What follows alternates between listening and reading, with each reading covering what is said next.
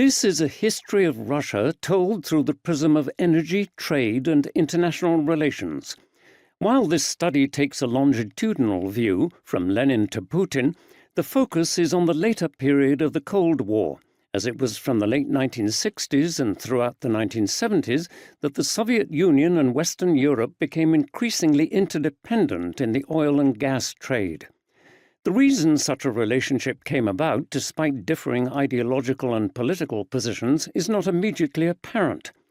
Countries such as West Germany, Italy, and France were eager to diversify their energy imports away from the Persian Gulf to enhance the security of their energy supplies. By importing ever larger quantities of Soviet oil and gas, however, these countries made their economies dependent in a strategically important sector on a neighbor whose nuclear weapons were still pointed westwards. Equally in need of explanation is the Soviet leadership's choice to allow this massive increase in trade and the consequent increase in interdependence.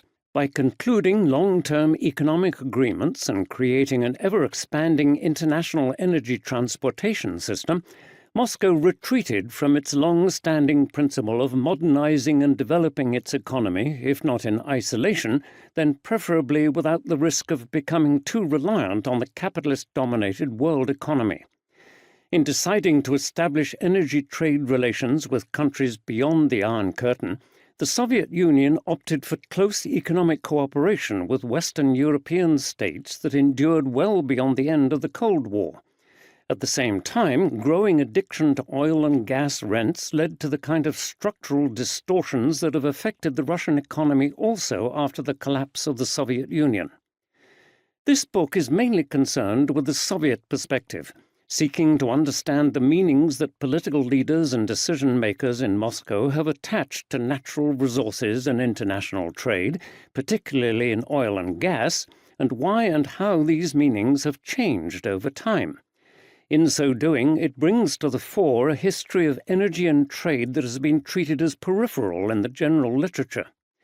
Although the focus of this study is on the Soviet era and developments during the Cold War, this book traces Russia's trajectory from the early 20th century up to Putin's war of aggression against Ukraine in 2022.